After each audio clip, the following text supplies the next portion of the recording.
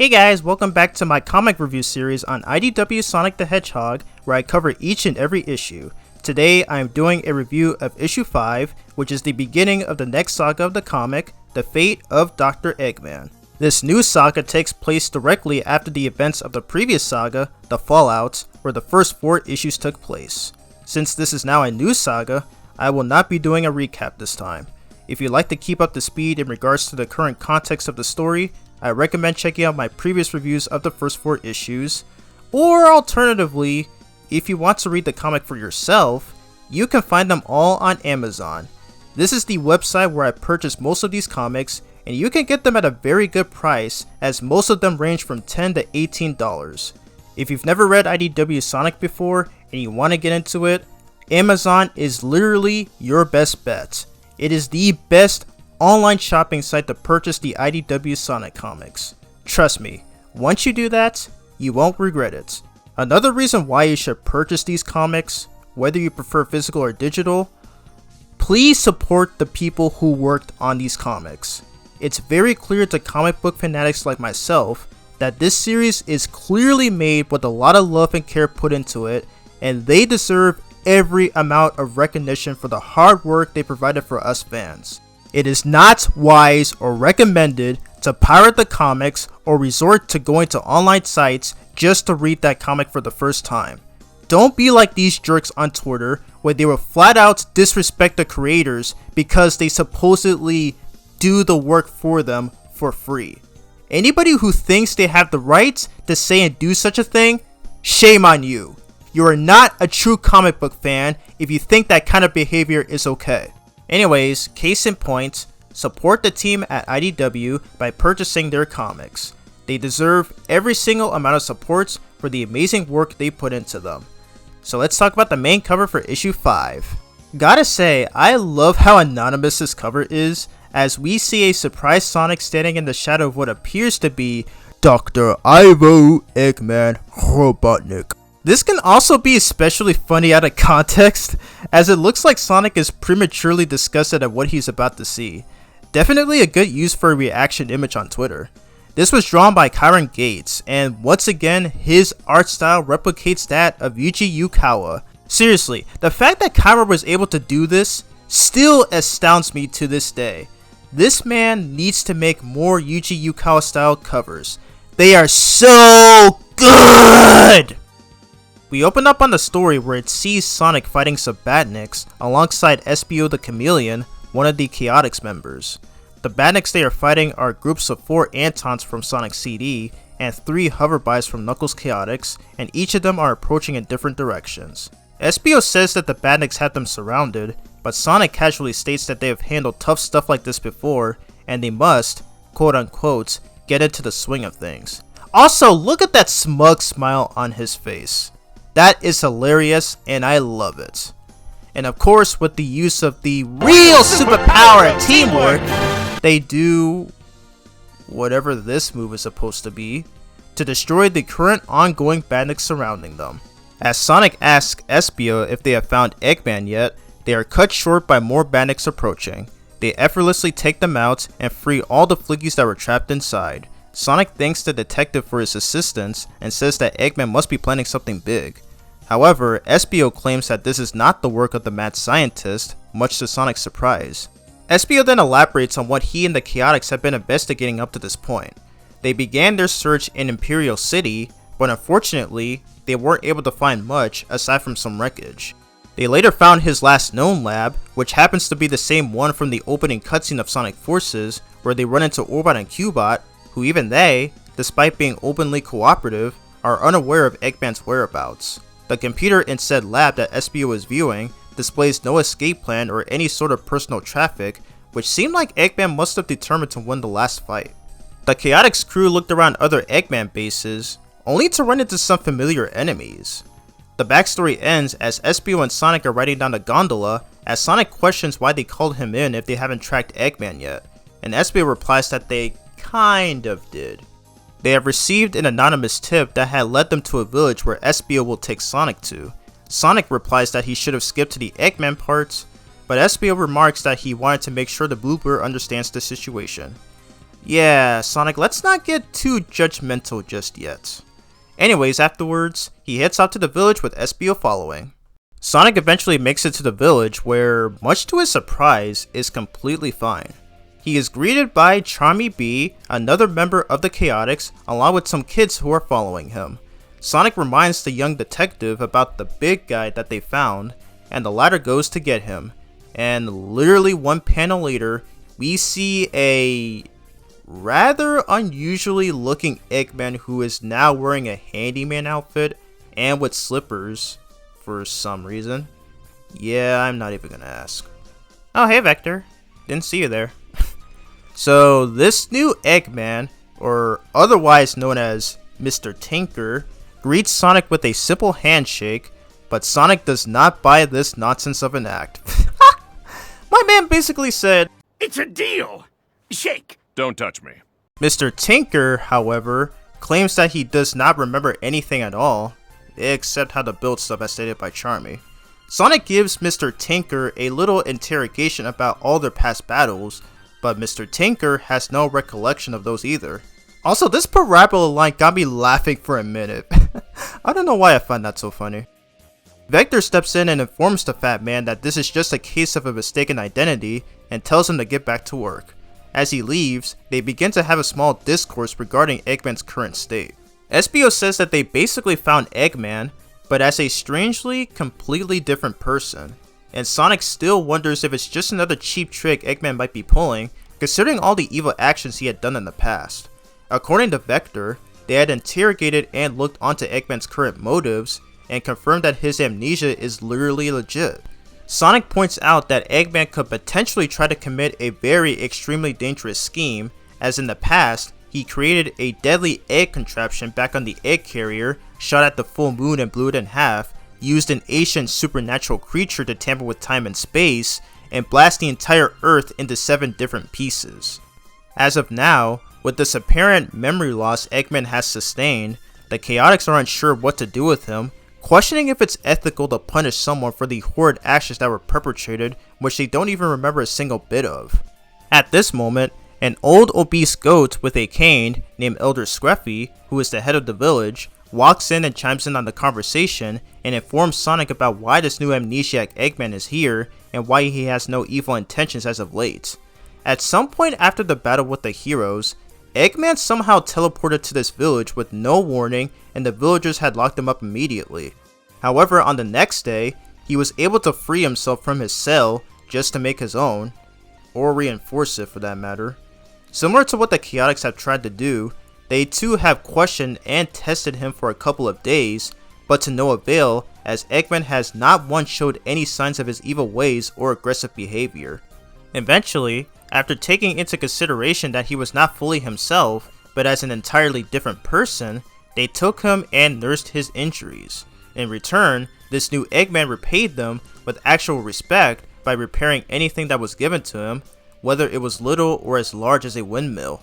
Scruffy concludes his story on the topic, reassuring Sonic that while Eggman may be a creepy, vile, and heartless man, and can't undo the harm he has done, the best decision for the villagers is to let this new Eggman have some freedom instead of being hopelessly trapped in a cell. Being utterly conflicted by this tale, Sonic is now unsure of the current state of Eggman and claims that it was easier when he would go, "I hate that hedgehog!" Vector suggests that they could stay and keep eyes on him, but before Sonic could think of another solution to figure something out, surprise surprise, a villager is seen running about, warning everyone about the badniks coming in the south. We get another meme moment of Sonic giving Scruffy a glare. Bro, the way these kinds of expressions are drawn will never not be humorous. Like, this literally has no business being this priceless. Like, seriously, how the heck is this not a meme yet? It's such a crime that it's not. Anyways, Sonic has the Chaotix handle the badniks while he deals with Eggman.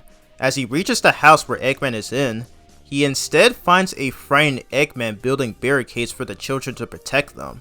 He then tells the Blue Blur if he can help defend the village due to the fact that he is ashamedly afraid to fight. Realizing that this might not have been a ruse, at least so far, Sonic lets Eggman, I mean Mr. Tinker, know that he and the Chaotix will get the job done. Afterwards, we get 3 pages of a fight scene of Sonic and the Chaotix taking out the Hoverbys and Antons, though not as epic as in the first 4 issues, as these badniks don't seem to be as tough as the previous ones. But there is one super intriguing thing about this that I never noticed until rereading it for this video. Charmy spots the same camera-equipped flapper that has been discreetly spying out Sonic in the first 3 issues, and he chases and easily dispatches the bots, which utterly shocks the mysterious figure who wonders if his forces have come onto the settlement by chance, or if they haven't figured out by this point. Charmy actually did something good for once, and people really need to stop taking it for granted. As the heroes clear up all the remaining badniks, Vector claims that it was a puny rescue force, but Sonic reassures him that Eggman was too afraid of his own robots, and Charmy basically giving Vector a "I told you so" moment.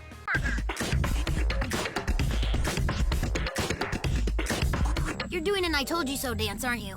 Maybe. SBO subsequently asks Sonic what he intends to do now that the new Eggman is a different person. And what exactly does Sonic do? He instantly believes that this man is indeed a new person. He reintroduces himself to the handyman, and they shake hands and states that the villain they once knew is gone. Vector goes to tell Mr. Tinker that the Chaotix Detective Agency never backs down from a job that has not been fully achieved, and will do their best to track down the actual mad scientist. And of course, there is the typical laughing before the end of an episode moment. Just as Sonic is about to depart, Mr. Tinker tells the Hedgehog that he would love to show him Eggman Land once it is finished.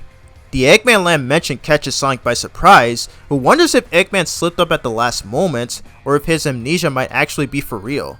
Suddenly a voice is heard, which says that Eggman is not allowed to threaten the world with Eggman Land again, and that they will destroy him to ensure it doesn't happen. The voice happens to be coming from the ultimate life form, Shadow the Hedgehog, with Rouge the Bat standing behind him. As the comic states, next time on IDW Sonic, Sonic vs. Shadow. So that concludes the story of this issue. As expected from IDW Sonic, the story still manages to exceed my expectations, but it does have some faults that are worthy of addressing, which I will get into later on in this segment. So for now, let's talk about the highlights. Tracy Yardley returns to being in charge of the issue's art style, and once again he did an excellent job.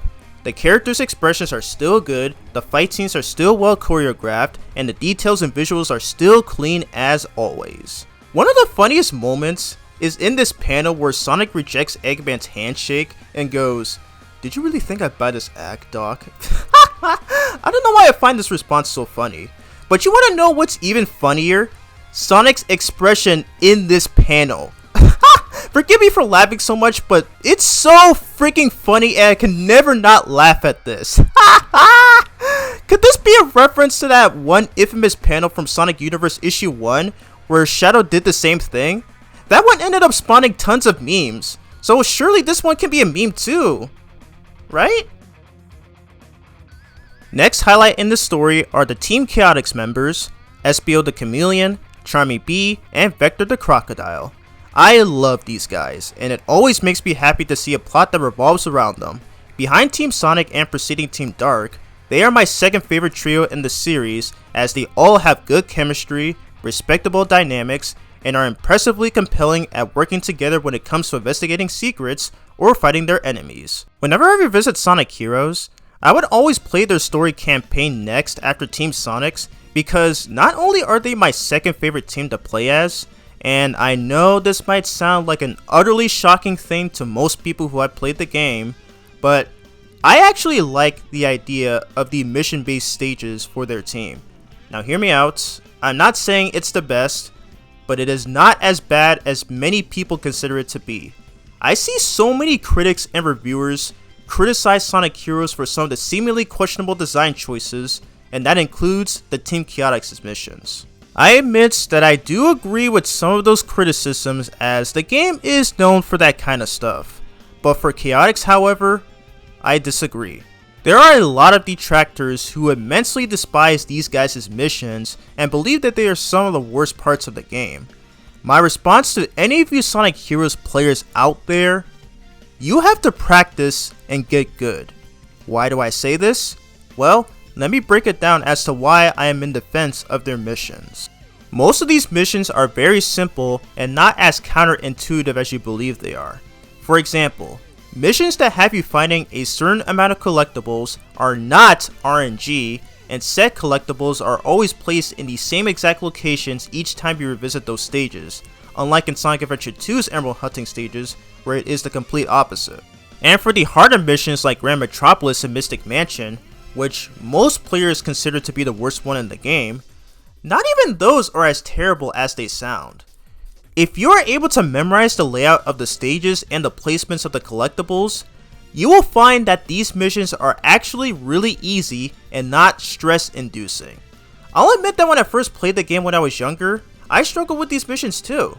But over time and over the years later, when I started to memorize the layout and the required collectibles, I am to this day able to clear these missions no problem.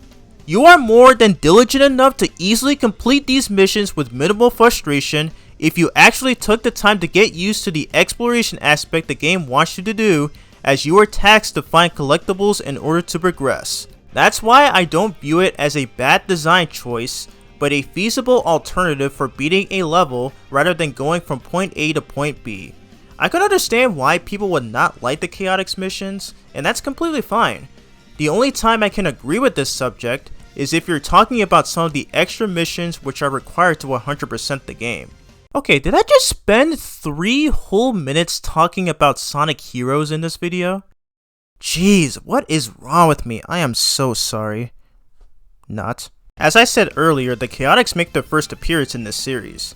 It's pretty common at this point, as the stories we've been getting up to at this point always have a secondary or side character teaming up with Sonic to deal with badniks. Their role in this series is pretty much the same as what you'd expect. Charmy being the cutest and funniest one, Espio being the skilled ninja when it comes to stealth and seriousness, and Vector being the competent leader of the group who happens to be a very skilled and experienced detective. I'll go over all of these guys individually.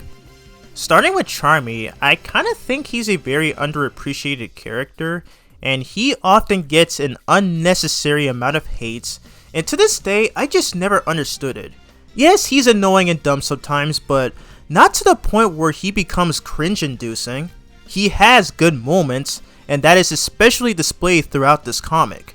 In this issue, he spots and destroys a camera-equipped flapper that has been observing Sonic's progress at this point, which marks the first instance of the mysterious figure's plan being foiled. The Sonic News Network wiki even mentions that Charmy is a tracker, which makes sense since he is an insect after all, and it definitely describes this moment. But case in point, I love Charmy. He's funny, he's cute, he's silly, he's energetic, playful, and a lovable young detective who's always quick to have some fun, regardless if it's important or not. While he may not be as good as his other two colleagues, he is still an amazing character and really deserves a lot of praise. He is a character who I will always continue to defend. If you think Charmy is a bad or mediocre character, you have not seen Marine the Raccoon. Literally, I cannot stand that character at all. Next, let's talk about Espio. Espio is another underrated character in the series who happens to be one of my favorites. While he's not as popular as other characters like Blaze, Rouge, Cream, or even his older colleague Vector, he is still well known for his unique, stoic, and badass personality. Out of all the Chaotix members, he is the most mature and serious one. One of my favorite aspects about him is his ninja-esque abilities, as throughout this issue, he uses kunais to attack the enemies, as well as utilizing them as a rope, which I think could be a reference to that one Sonic Generations mission in Seaside Hill, if you play as Classic Sonic. That one is actually one of my favorite missions in that game. Sure, you can argue it's basically akin to Spider-Man's web swing abilities, but I still think it's cool nonetheless. And of course, the best thing about his usage of his abilities is camouflage, in which he uses to become invisible. Back when I played Sonic Heroes as a child, I always loved using this move. It's such a cool way to get past enemies without getting spotted by them.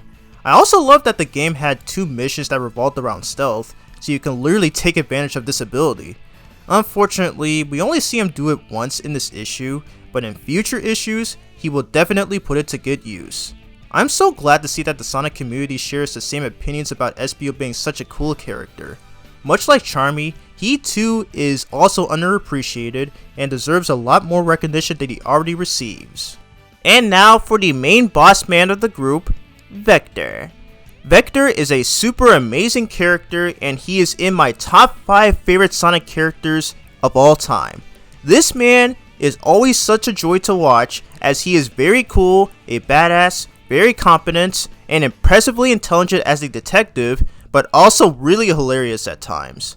Vector is a fantastic detective who's very skilled and experienced. While we don't really see much of it in this issue, we do get to see his detective skills be put to good use in the future.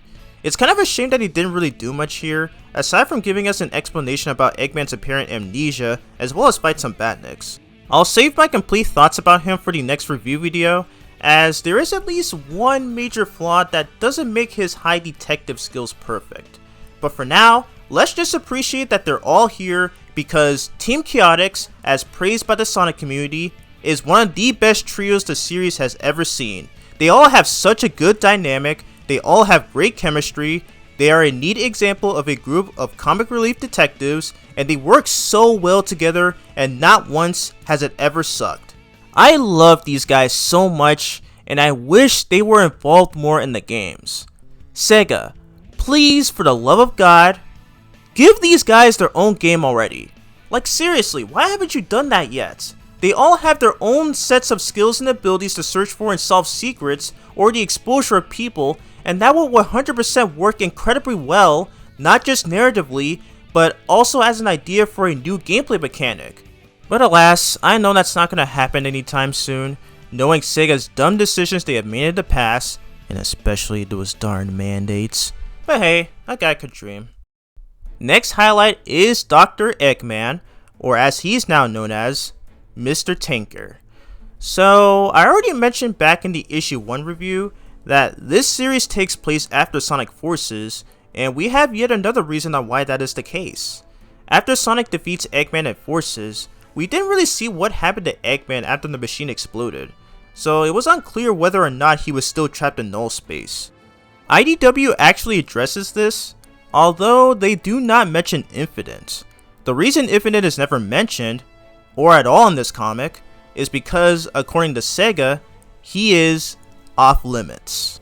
And when Ian Flynn was asked about this, not even he knows the full exact reason as to why the character cannot be used in the comic. First one comes from Tickle Buddy. Hello. Do you happen to have any plans for Infinite in the IDW comics? He had kind of a mysterious end in Sonic Forces, and I was wondering if you guys had any plans for him in the future. Sega has asked that we not use Infinite for the immediate future. No, nothing more than that. Just please don't. And if he shows up in future games, I'm willing to bet that'll open the door for him to show up in the comic again. But for now, he is off limits. But that's okay because I haven't gotten through a list of characters that we currently have available. So by the time we get through everybody and give them their, I'm sure we'll have access to Infinite. We'll see. I don't know. As it just might be for story reasons, like they're planning on using him in a later game or something too. Maybe. I don't know. Who knows what they're thinking? Could be anything. Maybe they aren't thinking. Who knows? I am not privy to those discussions. So, yeah, I guess Sega doesn't want Infinite in this comic because reasons. That's literally just it. And sadly, this is so far the only evidence we have of this, at least as far as I'm aware. Sega, once again, just being very questionable when it comes to making decisions like this, especially those darned mandates. And even to this day, and even the recent issues that were released, Infinite still has yet to make an appearance in the comic, and he's still never used in this series. Pretty much the same reason as how Lyric from the Sonic Boom games is never used in the TV series or its comic. So instead, they address Eggman's survival from the final fight in Sonic Forces by having him get teleported to this very village while still having the Phantom Ruby cubes hovered on him before they disappear. Since Infinite apparently doesn't exist in this series, My best theory is that maybe the null space had some sort of a warping thingamajig that conveniently allowed Eggman to survive. I'm sure the other readers made similar theories about this, since even back 6 years ago when this issue came out, there wasn't really a full explanation. It just happens, just like that. As a result, he suffers from amnesia. Yup, that old tired trope I have already seen so many times at this point. What's even more hilarious about this? Shadow already went through a similar fate in Sonic Adventure 2 and somehow survived, as shown in Team Dark's intro cutscene in Sonic Heroes. However, unlike Shadow where he remained the same just with no memory, Eggman changes into a completely different person and, as of this issue, no longer has any evil intentions. I feel like this might be a reference to Dragon Ball, where Goku, who was once intended to be evil, falls down a cliff, damages his head, loses his memory, and becomes the greatest hero we know him as today. I don't even know if this is another ongoing trope that happens in fictional media, but in any case, when I first read this, I was generously surprised to see a good version of Eggman who actually cares about helping people. Not even Boom Eggman had a kind heart like this. But I can definitely see why Sonic and the Chaotix were super skeptical, especially Sonic's reaction, which is still one of the funniest parts of this issue. I too have trust issues, especially towards enemies I make, so I wouldn't believe anything like this, not even for a split second. There's one flaw I have about this issue's story though. Sonic, upon seeing Eggman at first, doesn't trust him, which is understandable, but later on, after he sees Eggman hiding in the house in fear, he immediately trusts him now? Sonic, I'm not so sure it's wise to jump to conclusions yet. And boy, this is gonna be even more of a problem in the next issue, in which I got a couple of things to say about it. Oh yeah, fun fact about Mr. Tinker is that he wears an outfit that's based on an early design of Dr. Eggman during the development for the very first game for the franchise. Ain't gonna lie though, they are pretty similar, and I now see why he's wearing slippers. Next highlight is the past references to the previous Sonic games. First, the panel where the Chaotix find Eggman's last lab is the same one from Sonic Forces as I pointed out earlier, and also the way Vector grabs Orbot in this panel sends me every time. Second is the giant snake about to swallow Vector, who struggles to get out. This is the same snake that appeared at the end of Luminous Forest, which is also from Forces. Third is Charmy riding on a Motobug, which at first I thought was a reference to that one Sonic Boom episode where Tails did the same thing, but again, if we're going by video game logic, then it's similar to that one Sonic Mania boss. Fourth is the Lost Hex mention, which was already brought up in issue 3. Fifth is the Death Egg incident that happened in the events of Sonic 2 and Sonic 3 and Knuckles. Sixth is the Egg Viper, which we already saw at the first page of issue 1. Seventh is the Space Colony Arc mention, as well as the Eclipse Cannon shooting the moon to blow it in half. Bet the Snapcube fans love this one. Eighth, the Chaos Energy Cannon Eggman used to split the Earth into 7 pieces. And last, the Time Eater.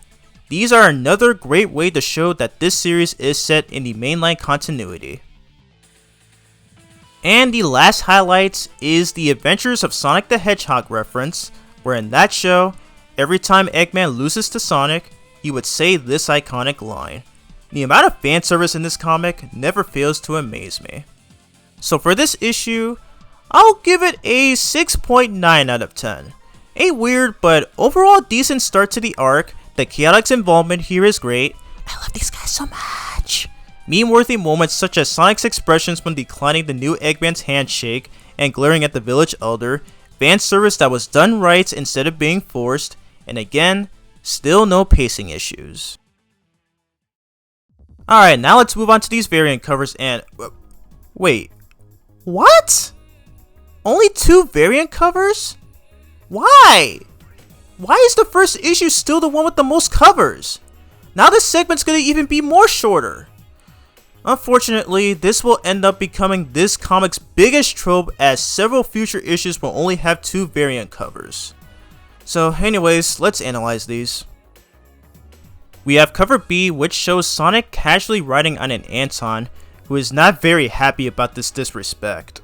probably one of the more basic covers in the series as there's not really much going on. This was drawn by Jamal Peppers. Second and last one is the RI cover. This one is about as generic as you'd expect. Sonic taunting and teasing Eggman like he always does. What more can I say about it? At least it represents the long-time history of them being arch enemies with each other. This one was drawn by the legend Nathalie Fordrine. She's still my favorite IDW Sonic artist when it comes to these covers. And this is literally the 5th variant cover she has made. I'm starting to think she loves taking part in making covers for the series. And if that's the case, then I'm super glad as she always cooks every time. So keep on cooking, Nathalie. So yeah, this issue's variant covers are decent, but they are probably the least appealing covers in the comic so far. It would have been nice if they had included the Chaotix members in one of these, but we don't get them. Very disappointing, but it is what it is. So that's the end of my IDW Sonic issue 5 review. It continues to show what made IDW Sonic so great. I'm glad to see the Chaotix get some love in the comics again, and I love seeing the implemented fan service being done right. You could argue that last one is nostalgia pandering, but who cares? At least it wasn't forced in the slightest. If you made it this far in the video, thank you so much for taking the time to watch this whole review. Next time we'll be taking a look at issue 6, where it continues the fate of Dr. Eggman's story arc. Thank you all for watching, and I'll see you all in the next review.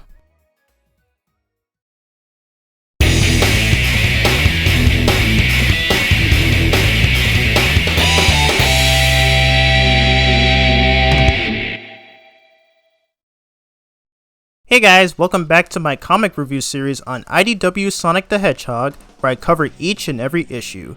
Today I am doing a review of issue 6, which is the second and final parts of the Fate of Dr. Eggman duology arc.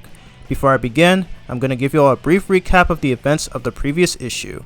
Sonic enlists the help of Team Chaotix to locate the whereabouts of Dr. Eggman by searching for him in various areas, such as Imperial City, but were unsuccessful. However, they received an anonymous tip that had led them to another village where they eventually bring Sonic to. Remember this because it will be important later. They find Eggman, now renamed Mr. Tinker, who strangely enough behaves like an entirely different person after suffering from amnesia. Both the Chaotix and the villagers had interrogated and tested him for a couple of days, but the former doctor does not remember anything of his past actions.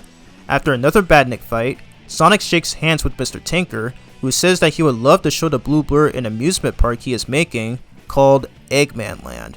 This is overheard by Shadow, who threatens to kill Mr. Tinker to ensure it won't happen again.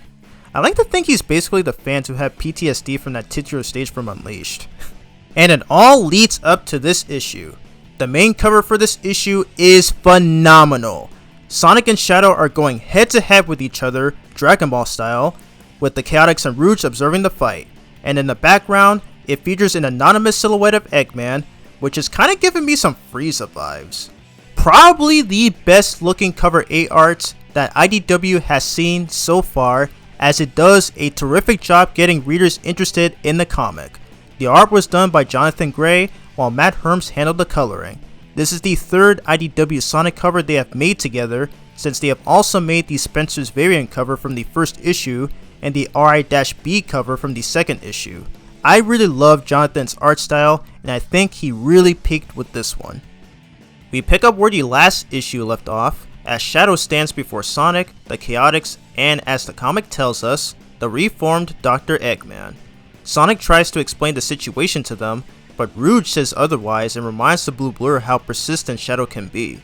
Sonic then further tries to elaborate that Eggman had completely lost his memory and is not the mad scientist they once knew. Mr. Tinker chimes in to tell Shadow that the guy he is looking for apparently looks identical to him and claims that he is the friendly neighborhood Spider-Man, I mean handyman.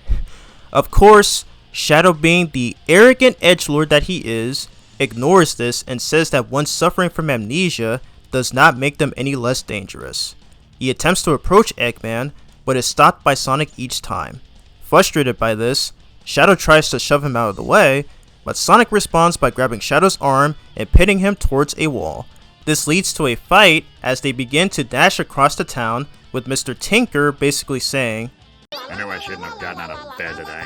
As the Chaotix observe the scene, Vector tells his colleagues that they must assist Sonic in battle, but unfortunately for them, they are moving way too fast for any of them to keep up, although SBO says he could, potentially, but considering what happened in the last issue, I think him trying to recover is a reasonable excuse.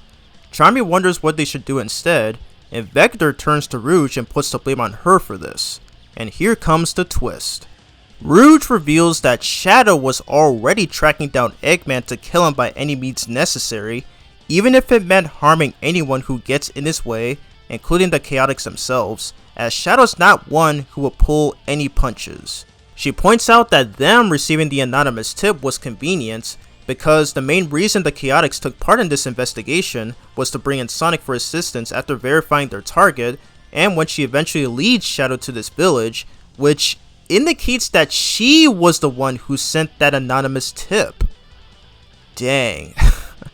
When even the world's smartest detective is perplexed by this, you know you done good.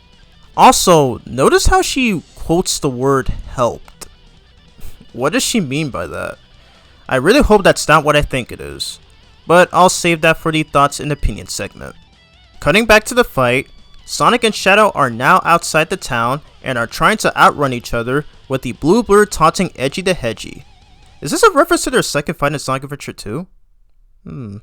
Anyways, Sonic again tries to explain that even though Eggman has committed tons of evil schemes, or Grey A jerk as he puts it, the Fat Man at least had some positives, like that one time they had to join forces to work together back on the Space Colony arc, with Shadow giving him a glare to remind him that Eggman was the one who started that whole incident in the first place.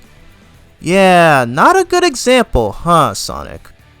As Mr. Edgelord takes off again, Sonic brings up another poor example, which was the Black Arms incident. Okay, first of all, Eggman fighting against those aliens was nothing more than a major convenience, and second of all, about the incident that happened in SA2, yes, he was aiming to destroy the world. Did you forget that he literally broke the moon in half with the Eclipse Cannon? You even brought it up in the last issue. Mr. Edgelord reconsiders for a few moments, but still shrugs it aside. Sonic then gets tripped by a tree stump and bumps into another. As he attempts to recover, Shadow catches him off guard with a surprise attack, pinning his rival against the tree. He questions why Sonic is in defense of his arch nemesis, despite all the times the latter has made him suffer and has tried to kill him. This is actually a very good point. I will elaborate on this later on. And here it is, folks. Probably the most egregious part in this story. Sonic, for whatever reason, compares the two, as Shadow once tried to destroy Sonic in the past as well, and obliterate a whole planet, and says that if Eggman can't be forgiven, then Shadow also cannot be forgiven. Sonic, that's gotta be one of the dumbest comparisons you've ever made. Eggman has still done far worse than Shadow did, and you know that. Just because Eggman has done some good deeds and joining forces with you doesn't make him any less vile. Anyways, Shadow reluctantly lets Sonic go after realizing his aforementioned crimes, and asks what he has planned for Eggface, to which Sonic replies that he deserves to stay in the village for all the redeemable things that he has done for the residents, but also wants to figure out what he meant by that whole Eggman land shtick. Shadow comes to the realization that he has been distracted and takes off by teleporting away, much to Sonic's displeasure as he goes, "Nits." What does that even mean? As Mr. Edgelord heads back to the town, the Chaotix see him approaching. They prepare to fight him as well. However, Shadow simply teleports past them and appears inside the house. He finds Rouge and Mr. Tinker, who hides behind some wooden furniture. Real talk, I didn't actually notice him there when I read this the first time. Informing that he had already discussed the situation with Sonic to Rouge, Shadow approaches Mr. Tinker, exposes his hiding place, and demands to show him what this Eggman land is. Mr. Tinker walks towards a nearby barn while he explains that the place is still unfinished. He then unlocks the door, and what we see is just a normal indoor amusement park. did not expect it to look like this. And I don't know why you would call it Eggman Land, but sure, I guess. As Rouge, the Chaotix, and Sonic, who comes back just in time, Mr. Tinker reveals that the reason he made this is so the children can have more fun things to do and make them happy, and, as he puts it, outside the elements. The Fat Man then asks if he is in punishment, but Sonic says he is off the hook. And Shadow just leaves without saying a word. Yep, I'm already noticing a few problems here, which I will address later on. Sonic says his goodbyes to Rouge, who also takes her leave. Why are they looking at each other like that? Is this another Sonic Ooge moment? Guess that dumb joke I made back in my Sonic Universe issue 2 review aged well somehow. Also, this might sound like a weird thing to say, but why does Sonic look like he's flirting with Rouge in his panel? Especially since he's holding her hand? Huh, I guess back when I first read this in 2011, this part actually made me ship these two for the first time. Sonic Ooge anybody? Yep, still proud of it.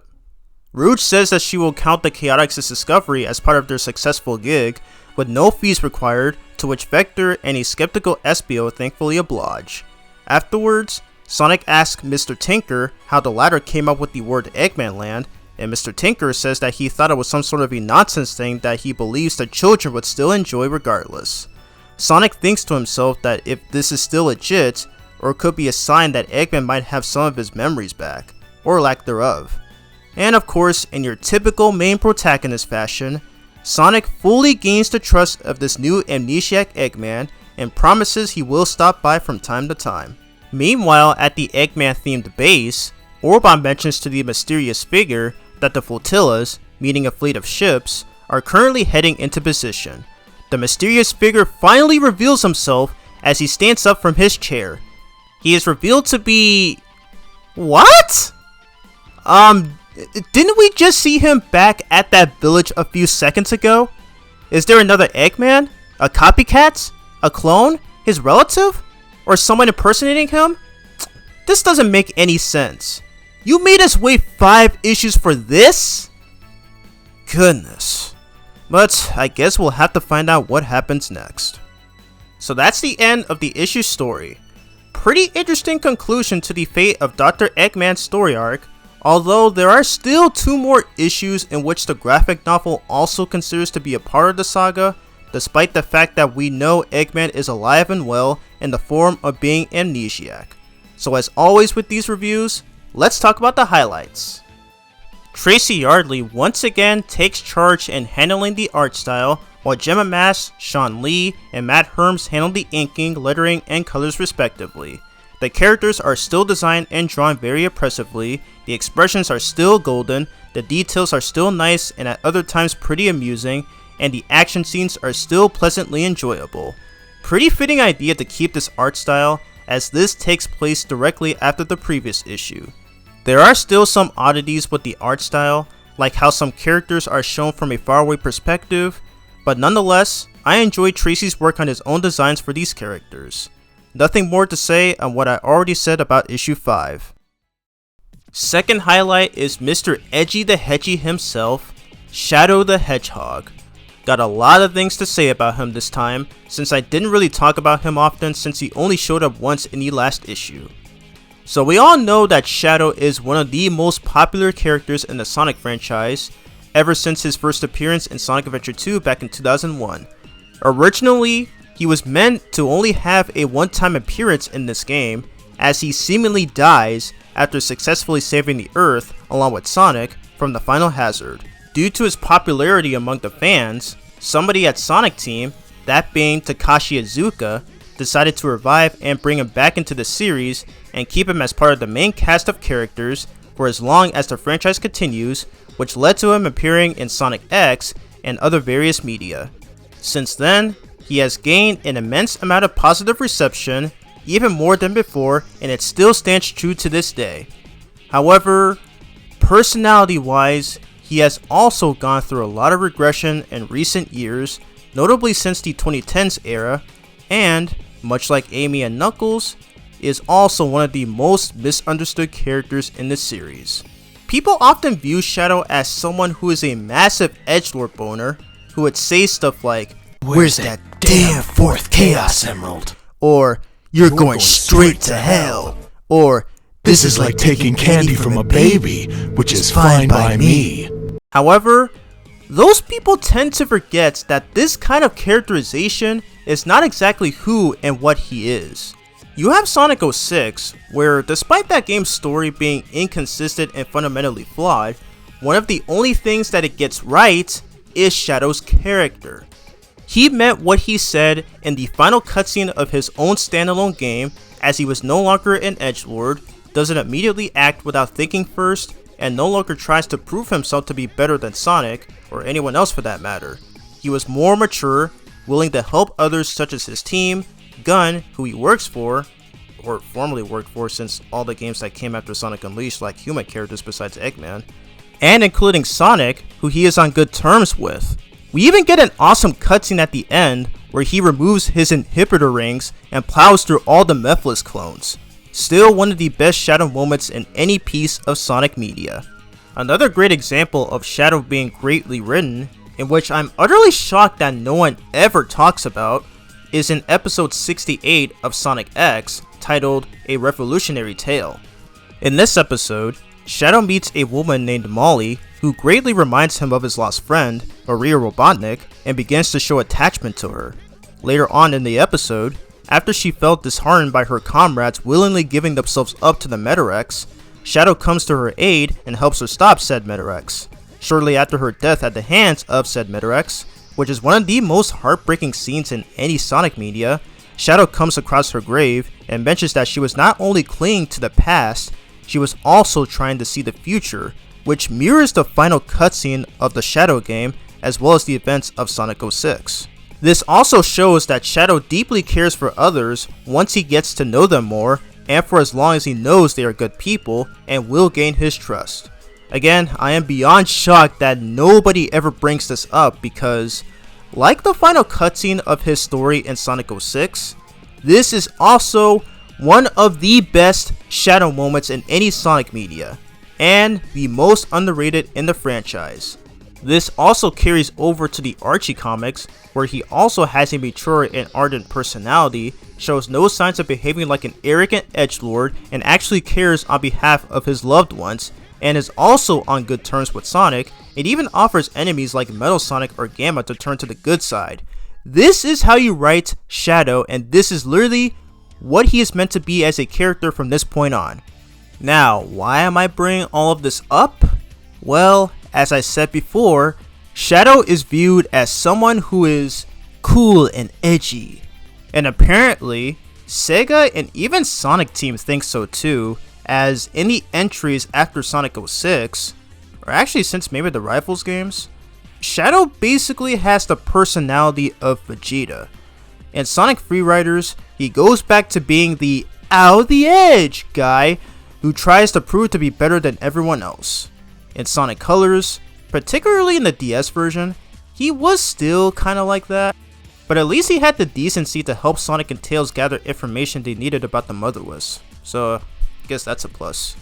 In Sonic Generations, he does your typical edgy the hedgy shenanigans, although he does still support Sonic at the very end, but that's not saying much. In Sonic Forces, surprisingly he wasn't too bad there. Granted, he's still flawed, considering how he was absent for 45% of the game, but I'll definitely give Forces credit for actually having a decent portrayal of Shadow. Doesn't have any contentious beef with Sonic, and was willing to do what he could to assist his allies. In Team Sonic Racing, you guessed it, typical edgy the hedgy fashion. They ruined it again. I recommend checking out this video from a YouTuber named Characters in Depth if you want more explanation on that. And we have the Sonic Boom series. As many of you probably know by now, this is the worst version of Shadow to ever exist. He's more Vegeta-esque than his mainline counterpart. Your shoddy craftsmanship brings shame on all hedgehog kind, and for that you shall perish. He's still an arrogant edgelord, vastly pugnacious for a majority of his screen time, and for some reason in the final episode, he wants revenge on the whole universe? What the heck, dude? Wow, they really fumbled the ball with him in this series. And the games totally don't help much either, especially Rise of Lyric. It's like they didn't know what to do with him, and it feels like he's used for nothing more than a failed attempt at fan service. And lastly, we have Sonic Prime, which, thank God, the Shadow we know and love is back. Now, to confess, I still haven't finished Sonic Prime yet. Heck, I haven't even finished Season 3 yet. Jeez, I am slacking. Anyways, from what I've seen of Shadow in this series, he is fantastic. He's willing to assist Sonic in the major events occurring, and his voice provided by Ian Hanlon is perfect. Again, this is how you're supposed to write Shadow. It's crazy how Boom couldn't get this right. Also, his dynamic with Sonic is literally one of the best parts in the show. We could have had a Sonic and Shadow show right here, but that's a story for another time. So going back to IDW Shadow, where does that leave him? Well, it's not great. There are already a few issues with his characterization. First off, you can tell that he was clearly jumping into action rather than thinking first. He doesn't listen to Sonic's explanations and eventually picks a needless fight. This is where IDW Sonic fails to get something right, and it may be because of those godforsaken mandates by Sega. While this issue was in production, they actually had several portions of Shadow's lines that were originally going to be added, but for whatever reason, Sonic Team didn't feel that Shadow would not debate or share opinions with others and would just resort to immediately taking action based on what he believes. Wow, we're really doing this again, huh? Those Sega mandates really have to ruin Shadow this badly. Heck, even Ian Flynn is not happy about this result, and he's a fantastic writer. Also, can you lousy Sonic fans stop blaming the guy for any unfortunate writing problems in the comic, and can you stop pinning him as one of the worst Sonic writers? Granted, he's not perfect, but he is still not even close to being a terrible writer as you spouted. You all clearly have bad taste in him, as this shows you believe in cancel culture, and I hate cancel culture. You want someone to blame? Blame Sega and their filthy mandates. But still, the main complaint that I have with this issue story are just these Sonic and Shadow scenes, as not only Shadow is just too arrogant for his own good, but Sonic himself is also the problem. I'll say this about Shadow though, at least he did have some sort of common sense regarding Eggman's usual antics, but Sonic just unnecessarily compares him to Eggman, acting as if Shadow was just as bad as Eggman, which was never really the case to begin with. Again, this is literally the stupidest and least convincing way to consider a somewhat former villain to be good. You know how Goku gave former enemies like Piccolo and Vegeta second chances, despite the latter two trying to kill him? That's literally what this is. Sonic is now one of those protagonists in fictional media who believes a villain doesn't deserve death no matter how much harm they have caused. Oy. Anyways, going back to Shadow, so far, not a fan of how he behaves here, and it's all for the reasons that I have mentioned previously. Rereading this issue for this video, I am just now noticing that he never smiles once, even after Mr. Tinker reveals his amusement park. Look dude, I get that you're a serious person, but come on, have some signs of respect at least. I'm really hoping that Sonic Movie 3 will give him the same personality and characterization that he had in SA2, Sonic Heroes, Sonic 06, Sonic X, the Archie comics, and Sonic Prime. Paramount, you better not disappoint with this. Real talk, that Sonic Movie 3 trailer is freaking lit. If you have not watched it, literally go see it already. It is so freaking amazing, and it is getting me hyped for the movie, and I cannot wait for it to come out this December, which is my birth month, but not the point of this video, so moving on. Next highlight is the whole anonymous tip thing. Remember back in the previous issue where SBO mentioned that they received an anonymous tip? Well, it turns out that not only Rouge was the one who was behind it, but it seemed like she had this whole thing planned from the very beginning, At some point before the very first arc of the comic, Rouge apparently helped Shadow in his search for Eggman, but unbeknownst to Mr. Edgelord, she had kept this information to herself in a private manner and anonymously informed the Chaotix about Eggman's current location, knowing that they would investigate it to verify it's Eggman and eventually bring the news to Sonic. Honestly, knowing Rouge's antics, I can't really say this surprises me, but I must admit this was a very smart move. This Black Cat wannabe character even managed to fool Vector, who is already a very smart investigator, and that's saying something. Very odd to think how in Sonic Heroes, he knew that the guy giving out missions to them was Eggman the whole time, yet he couldn't figure out who sent them the anonymous message. Yeah, Vector may be a smart and full-fledged detective, but his skills aren't perfect. He's still the best though, so don't take it personally. As for Rouge as a character, she's pretty much the same as her mainline counterparts. She still has an obsession with jewels, including the Master Emerald. She's still a trickster, manipulative, stealthy, and at times a professional thief. This was already further evident in her first appearance in Sonic Adventure 2, where it was shown that she is more smarter than people believe she is, as she is able to deceive Eggman and convince him to let her work with him, easily gaining her trust and even giving her a password for his computer on the Space Colony arc. However, there are times where she goes a little too far with her manipulative ways, like how in episode 63 of Sonic X, where she takes advantage of Shadow's memories just to get to the emeralds, or how in the Treasure Team Tango arc in Sonic Universe, where she backstabs Blaze and takes the Soul Emerald for herself, not even caring in the slightest that Blaze's world will literally cease to exist. Yeah, her personality in each iteration varies, for better or worse, depending on how one would view it. But for IDW Rouge, at least so far in the comics run, she hasn't done any of those things, and she is overall decently written, and I'm thankful she didn't have any serious conflict with the Chaotix after they chastised her for bringing Shadow to the village, and instead gets off scot-free, as she did technically help them for figuring out their investigation.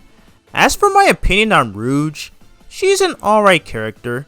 She has good moments here and there, but I wouldn't say she is one of my favorites. I can definitely see why she has fans, including some weird ones who have a fetish for, Breeze?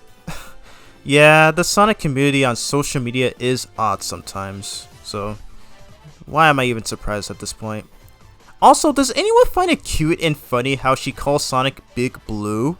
I know she already called him that in Sonic Chronicles and Sonic Generations, but it's just amusing every time. I still wonder how she came up with that. And the last highlight, I guess, is the character introductions, which I did intentionally ignore in the previous review, since this is what Sonic Universe did as well. The reason I'm bringing it up now is because the stylistic choice they use for the fonts is identical to one of the promotional artworks for Sonic Adventure. I didn't catch that when reading this and issue 5 for the first time, but this is definitely an interesting idea to make a reference to. And that's all the highlights I have for this issue story. Not really much to go over here, as it's more or less the same as issue 5, as this is the literal continuation of that issue. The art style is still the same. I already talked about Team Chaotix and the reasons for Eggman surviving his defeat from the ending of Sonic Forces, yada yada yada. So check out my issue 5 review for more details. So for this issue, I'm probably going to give it a 4 out of 10. Yeah, this is probably the lowest score I've ever given to an IDW Sonic issue, and it's mainly because of the Sonic defending Eggman scene, which still doesn't make sense, as well as Shadow's role so far. Still, it's not a terrible story, and I still enjoy it nevertheless. Ian Flynn still did a good job with conveying this plot decently well. And looking at you, Sonic fans on Twitter, stop making false accusations about this guy. Time to talk about the variant covers for this issue. Like the last issue, there are only 2 of them, as this continues the tradition of future issues having only 2 variant covers, which is still unfortunate, but it is what it is. So first off, we have cover B, which I'll say is one of the most enticing ones in the comic, as it features a split screen image of the two hedgehogs, displaying Sonic on the left and displaying Shadow on the right, and making almost the same poses. Upon saying this for the first time, the one thing that came up to mind is this old fan-made wallpaper that I remember seeing on a now deleted website that used to have ROM hacks like Sonic Megamix that I got to play for the first time, but that's besides the point. This cover also reminds me of the 10th volume of the Sonic Archives graphic novel, where Sonic and his roboticized mecha form are depicted on each side, which by the way was done by Patrick Spaziante.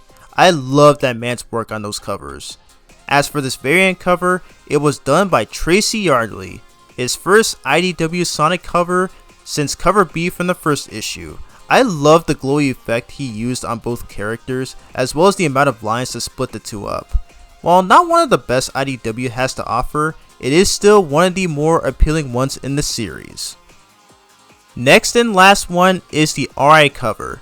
This one seems like the opposite of issue 5's RI cover, as Eggman has the upper hand this time, grabbing and holding Sonic in place, although Sonic doesn't seem very fazed by Eggman's taunt. I can imagine Eggface saying something like, "Get to loot at this!" As such, by the art style, Nathalie Forgeron has created yet another beautiful masterpiece of a cover, being the 6th variant cover she has made.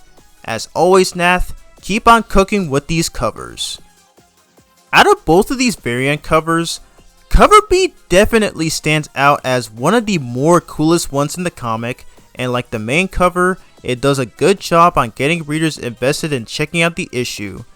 Well, that is if you're even lucky enough to find one with this specific cover.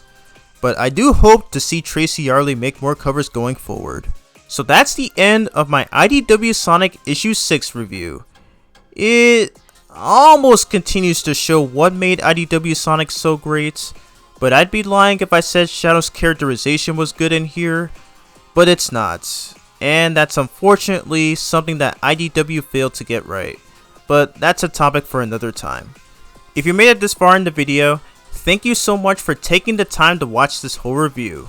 Next time we'll be taking a look at issue 7, which, going by this cover, looks like we're finally going to see who the actual mysterious character is after all this time. Very excited to get into this one. Anyways, thank you all for watching. I'm Bronte75, and I hope you enjoyed the review.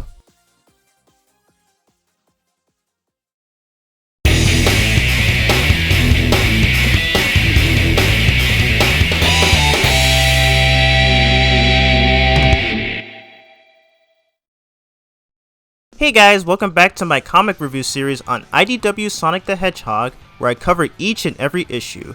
Today I'll be doing a review of issue 7, where it is the first issue in the IDW series to feature a one-off side story. As usual, I will provide some recap before we take a look at the issue.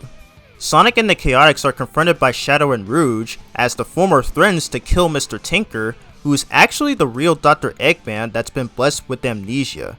Sonic defends Mr. Tinker by stopping Shadow in his tracks, leading the two rivals into a big scuffle. During that, after the Chaotix realize that they are outmatched in terms of speed, Vector instead chastises Rouge on why she thought it was a good idea to bring Shadow into the village, and Rouge replies by saying that Shadow was already searching for Eggman during his own quest, and mentioned that the anonymous tip that the Chaotix received was nothing more than a convenience, and that they had enough time to consult Sonic's assistance while leading Shadow to the village, as she knew Eggman would eventually be discovered and investigated, which reveals that the tip was the courtesy of her, believe it or not. After the revelation about the so-called Eggman Land, which is a harmless theme park, everybody parts ways with each other. We cut to the final scene where it reveals the mysterious figure who happens to be another Eggman for some reason. This ended up leading to even more speculations about whether or not it's Eggman or somebody else, as this reveal may likely be a fake out. Thankfully, in this very issue, we are finally going to find out who it is. The main cover for this issue is very noteworthy and extraordinary, as Sonic is depicted infiltrating the Egg Fleet and plows through the egg ponds in his path while also dodging the cannons. This may possibly be a reference to the opening cutscene from Sonic Unleashed, which has been considered by fans to be one of the best looking and perfectly animated cutscenes the franchise has ever seen. Another cool thing about this cover is the reference to the 3 consoles that were created by Sega, who was formerly a first-party company, which are shown on the ship's panel. The buttons on the left side are a reference to the Sega Dreamcast controller, the buttons on the right side are a reference to the Sega Genesis controller, and the red button on the middle is a reference to the Sega Saturn controller. As someone who's never owned any Sega console, and especially as one who wasn't alive during the time of their lifespan, except for the Dreamcast, I have to say this is actually a great way to please older fans such as myself, and it kinda shows that even Sega themselves miss making consoles. If only we lived in an alternate timeline where the Dreamcast was actually a successful system. Anyways, this cover was drawn by Kyron Gates. He did an impressive job as usual. I really like how he made it to be more focused on the setting, rather than having Sonic in the front and center of the cover in order to catch the reader's attention. Not one of the best in the comic, but unique in presentation. As the story begins, Sonic and Tails are flying across the skies in the X-Tornado as they spot the same battleship that they blew up twice in that titular stage from Sonic Heroes, which appears from the bottom of the clouds. Sonic comments on how this battleship wasn't detected by the radar, and Tails replies by stating that he has no clue and commends the Blue Blur for noticing it. He suspects that the bases may be performing some maneuvers and could be carrying out orders from somewhere.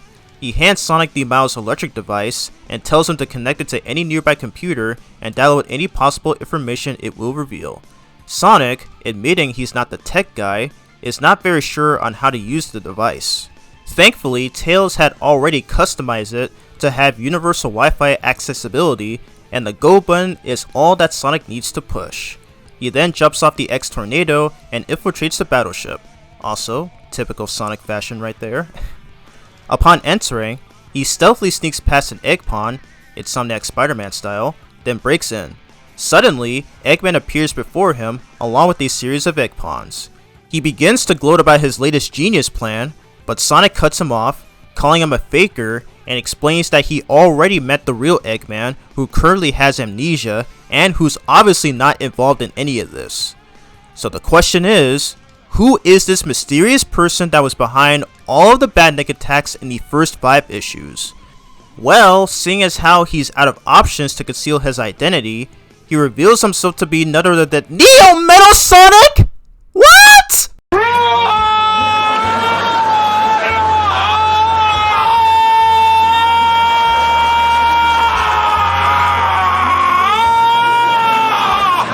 Freaking way! It's Neo Metal Sonic from Sonic Heroes, a character who I never thought would actually return. I am beyond speechless. Like, what? So, back in my issue 1 review, one of my first guesses was Metal Sonic. However, I didn't expect it would be his Neo form. So I guess I was partially correct, but not completely. God dang, IDW was so sick for this. Like, my god. So yes, the mysterious figure who terrorized the villages with several Badniks was Neo Metal Sonic this whole time. Sonic recalls encountering Metal's new form and remarks on how Metal previously took over the Eggman Empire but was defeated by Sonic and the gang, all of which that took place in Sonic Heroes. Metal Sonic explains his backstory on how he regained this form after those events, as well as his main motivations for his previous acts. He was rebuilt by Eggman so that the Fat Doctor could use him as part of his plan for the final battle between the Eggman War and the Resistance. During this process, Eggman gave Metal his own biodata, which included his drive, his visions, and genius. However, as he was completed, the Resistance had already won against the Eggman War. Since then, Neo Metal began enhancing Eggman's biodata by using his persona to not only complete the Doctor's legacy, but to also ensure that Eggman's reign of terror will remain unbroken. But because he knows only the true Eggman can control the Empire, he tells Sonic he must know of his creator's location so that he can hand over control to him. After hearing this, Sonic now understands how it all adds up, and how the real Metal Sonic was never present during the Eggman War incident, which was an occurrence in Sonic Forces. Immediately afterwards, he claims that he will kick his butt before he gets to conquer anything, and begins to attack him. He manages to do decent damage to Neo Metal and knock him down, but Neo Metal recovers almost instantly and copies Sonic's data, which powers him up. He fights back by striking Sonic with a move that kinda reminds me of Mega Man's charge kick from Mega Man 5, and the fight ensues from there. They exchange for blow to blow for a couple of panels until Sonic gets knocked into a control panel. He notes that he's capable of handling a battleship and that having to deal with its badniks could be troublesome but still doable, but Metal proves to be an even bigger problem than them, and that he decides to bail. He dodges Neo Metal's attacks and starts running out of the ship while Neo Metal gives chase. The vicious robot has his landing batteries on the ship open fire, but all of them whiff completely. Neo Metal commands every egg pawn and troop on the battleship to surround, stop the Blue Blur in his tracks, and pin him down, while still keeping him alive. Sonic fights his way through the Egg Fleet's artillery, such as the cannons from the titular level from Heroes, and several egg pawns with minimal difficulty, plowing through most of them, and even grabbing their swords, and destroys everything in sight and throws it into another cannon, destroying it as well, and literally the most coolest way possible. Why doesn't he do this in the games? Heck if I know. Suddenly, Neo Metal appears without any warning, backhands Sonic from behind, and grabs him by the throat. Being fed up with all this, he once again demands Sonic about Eggman's current location, but Sonic refuses, saying that if Neo Metal kills him, he'll never know. But Neo Metal counters this by saying that it doesn't matter as long as he has his own original plan and Sonic's biodata. He will do anything in his power to scour the world in order to find his creator, and warns Sonic he must tell him or fall to his death. With no other choice he has, Sonic instead replies that he will never fear the fall, and breaks free of Neo Metal's grasp and escapes. And again, typical Sonic fashion right here. Believing he has won, Metal Sonic clears that he is the true Sonic, only to notice that Sonic was just saved at the nick of time once again by Tails. He once again commands his troops and cannons to blow the X-Tornado out of the sky, but it's too little too late as they are already destroyed by Sonic beforehand. Regardless, Neo Metal Sonic considers this fight to be his victory, as he knows Eggman is still alive and that Sonic knows very little of his plans. As such, he has his battleship rendezvous with the rest of the Egg Fleet in pursuit of his next target. Back at the Resistance HQ, Sonic and Tails meet up with Amy and Knuckles. Sonic informs the whole story about Neo Metal Sonic's return, much to Knuckles' dismay. Amy asks if Sonic was able to download any data or find out about Neo Metal's plans, but Sonic replies that things did not go as planned, but instead escalated very quickly. Knuckles comments on the fact that it's a relief that they know it isn't Eggman this time, but Tails reminds him that Neo Metal is still a dangerous threat with high level intelligence, Sonic's abilities, and limited stamina, which prompts Knuckles to tell him to shut up. This moment kind of feels like a Sonic X scene. Sonic, knowing there's not much they could do about the current situation, wonders if there is a record of Eggman's old plans that can be found, as Knuckles agrees.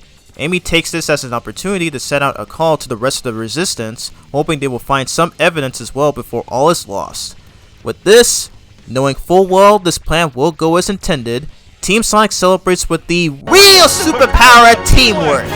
Meanwhile, back on the Egg Fleet, Neo Metal Sonic orders his troops to commence docking features while cursing out to Sonic that he has already won, and allowing his organic counterpart to take the time that he needs.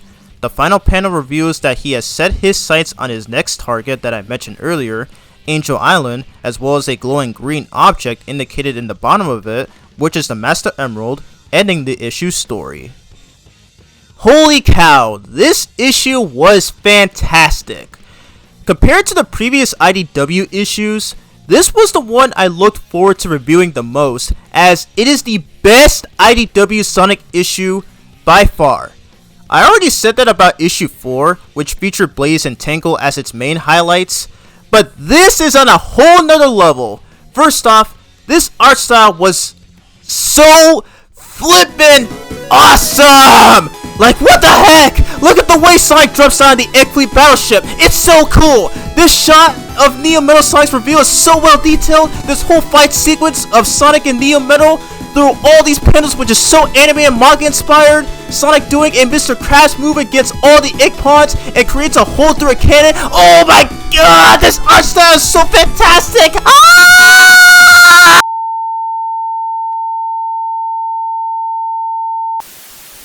Alright, gonna calm down now. I literally couldn't help myself. But yes, I love this issue's art style.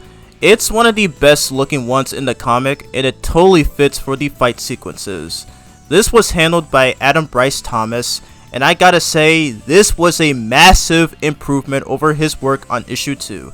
As I said in the review in that issue, his art style didn't click with me at first, but the more I read that, the more I began to appreciate it more than I realized. See that video for more information. But here he absolutely cooked.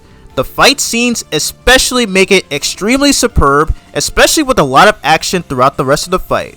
It has such unique choreography all throughout many instances and gradual details of both these characters leaving boost trails speeding up and attacking, and even moments like Neo Metal sliding on the surface of the battleship. They are so cool to look at each time. Adam did a spectacular job on all of these. Next highlight is the main antagonist of the issue, Metal Sonic, or should I say, Neo Metal Sonic. As I said earlier, I didn't think they'd actually bring him back, and I literally lost my crap when I saw this the first time. I literally fanboyed so hard. So for those who don't know who Neo Metal Sonic is, this character is an enhanced transformation of Metal Sonic, gaining the ability to scan life data, copy other characters' abilities, replicating their attributes, and even capable of speaking, which even in this comic is never explained how he can, so whatever I guess. He also gains an ability to shapeshift into other characters, and can perfectly impersonate them, which was shown throughout most bosses in Sonic Heroes, which is first revealed in the cutscene after the Egg Albatross boss, and in Team Rose's final cutscene. Some people have speculated that the note that Team Sonic read in their first cutscene, that the one who sent it was Metal Sonic and not Eggman. As far as I'm aware, there's no real indication or explanation that it was Metal Sonic who sent the message. I do know that in Team Rose's story, there was a Sonic-like figure shown in a newspaper kidnapping Froggy and Chocola, which indicates that Metal Sonic shapeshifted into him, but both of these can't be true at the same time. Actually, wait. In fact, them sharing the same levels and fighting the same bosses can't be true at the same time either. So what the heck am I saying? Anyway, Metal Sonic was portrayed as a mostly secretive figure until the very end of the game, where he reveals himself to the heroes. There, he transformed into a monstrous version of himself with the use of copying data from all the teams, barring Team Chaotix, and chaos data from Froggy. And the fact that they incorporated this plot element in this comic was very well done, and such a perfect build-up since the very first issue. Of course, the character himself was also greatly written too, and he was absolutely the best part of this issue. As a Sonic Heroes fanboy who pretty much loves almost everything about it, including its story, and the quote-unquote corny lines of dialogue, I love this version of Metal Sonic, and I think he has the best design out of all the Metal Sonic variants, and it's pretty darn well underrated.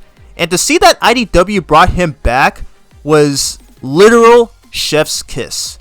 Obviously, this won't be the last time we'll see him, as going by the ending where he plans to take over Angel Island, he may prove to be even more of an issue than before.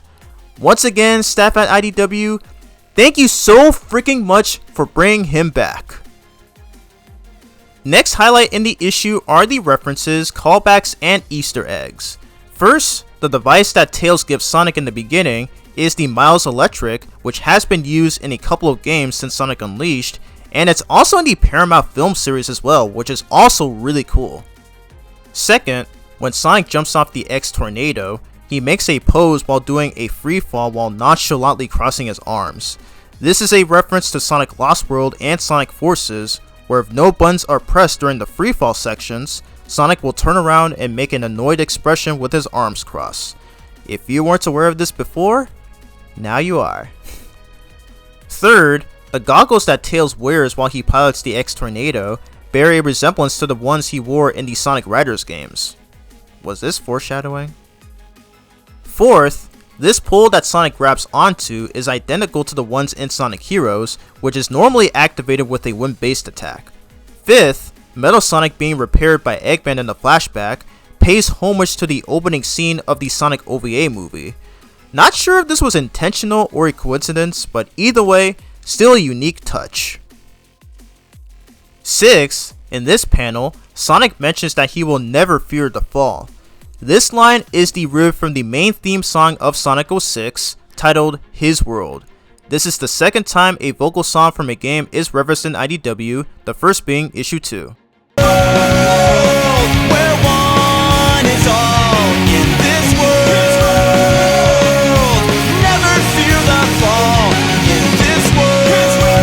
Seventh and last one is the flower that is shown in the Resistance HQ, which is the same one that appears in Sonic Force's title screen after beating the game. And I guess that's pretty much every reference I could find in this issue, and there's not much to talk about compared to the previous issues. We don't meet any new or recurring characters, nor do we have a side plot element like in issues 5 and 6. It really seems like they wanted to make this issue the ultimate climax of both the fallout and the fate of Dr. Eggman sagas, and honestly, while I am disappointed that nothing else happens here plot-wise, I actually think it's a good thing they kept it as one cohesive plot. We finally got an answer to who the mysterious figure was, why he set up all the Badnik attacks against the villages, and how he planned to set up an ambush against Sonic and Amy at the end of the first issue, and how he began to show interest in the Master Emerald at the end of the third issue, leading up to the real revelation in this issue. Tell me how Ian Flynn is a terrible writer again? Goodness, you lousy Sonic fans. So for this issue, I will give it a solid 9 out of 10. Fantastic storytelling with the climax of the last two arcs, that big shocking reveal of Metal Sonic being the actual culprit of the Badnik crimes, the fight scenes being super detailed and incredibly, amazingly, and enormously choreographed even more than before, and the references are spot on. Though this is something that the fanbase clowns on Ian Flynn for, which I don't understand, but that's a topic for another time. I would have given it a 10 out of 10 if there was more to this plot, but given that it still lasted 20 pages, I guess it's for the better to keep it as a one-issue side story. So as per always in these videos, let's talk about the variant covers for this issue, and already we got something good here. For the first time since issue 1, we now have more than just 2 or 3 covers, and all of them are freaking awesome. Let's go over them one by one. Starting off with cover B, it displays Sonic and Tails soaring through the skies on the X-Tornado as the giant battleship emerges from the clouds. I want to assume this might have likely happened before the very first page of the issue itself, since that's where they literally notice a ship coming up behind them. Aside from that, it's pretty basic, though I will say it does give plenty of Sky Chase vibes from the games, so I guess it gets a major plus. As if you couldn't tell by the art style used in this cover, it was also done by Adam Bryce Thomas, and he did just as amazing as in the issue itself. Next up is the RA cover. Very mesmerizing and ethereal setting for this cover, as Sonic and Tails are standing on a surface and are surrounded by silhouettes of Eggpons and Eggman himself, who is actually Metal Sonic at this point, along with a giant hand about to grab the duo. I wonder if that's a reference to the Titanic Monarch boss fight from Sonic Mania. Which, spoiler warning, that's actually my favorite level in that game. I don't know why that level gets hate, but whatever. But all in all though, great cover as it represents the main plot of the issue. Once again, drawn by the legendary Nathalie Foradrain, being the 7th variant cover she has made. Don't know what else to say about her art style that I didn't already say in the previous reviews. I just know that she never misses every time. Next up is the convention exclusive cover. This one shows a defensive Sonic and Tails who see Eggman as the latter appears in front of them. You wanna know what this reminds me of? That Sonic Boom scene where literally the same thing happens. Cinematic parallels right here. There's no way that this wasn't intentional. Is Jamal Peppers a fan of Sonic Boom or something? Jokes aside, I loved his work on this cover. Hope to see more from him in this comics run. Last one is another convention exclusive cover, and this one is my personal favorite out of all the covers. Based on what I can view what's happening here, it looks like Metal Sonic is trying to read Sonic's movements in his point of view while copying his abilities. And rereading this issue for this video, turns out I was correct. See this? It says Battle Systems Log 12.8_up, his movements, I can see them. So yeah, this is actually from Metal Sonic's point of view. How amazing is that? Adam Bryce Thomas cooked again with this cover. It's still crazy how he started off decent in issue 2, but greatly improved in this one. Cannot stress that enough. So that's it for this issue's variant covers. Glad we finally got more than 3 covers, even though there weren't as many as issue 1, but still more than issues 2 to 6. And cover B and the second convention exclusive cover stand out the most and are one of my favorites in the comic. And that concludes my IDW Sonic issue 7 review. It continues to show what made IDW Sonic so great, and I'm still ecstatic at the fact that they brought back Neo Metal Sonic. Never thought I would geek out this much at something like this. Also, this might be my last video for 2024, as it is about to reach its end at the time of this video's publish date. Next year will be the 1-year anniversary of the first IDW Sonic review video, as well as the 9-year anniversary of my YouTube channel. To celebrate, I will be releasing a compilation video of the first 4 IDW reviews, which are a part of the Fallout saga, featured in the first graphic novel, which I still own to this day. Some of those videos in that compilation may have some minor changes, but they are merely done to improve the quality. Will be released on January 1st, 2025. Anyways, if you made it this far in the video, thank you so much for taking the time to watch this whole review. Next time we'll be taking a look at issue 8, where we will be meeting a vastly underrated character in the franchise, Silver the Hedgehog. Thank you all for watching, and I'll see you in the next review.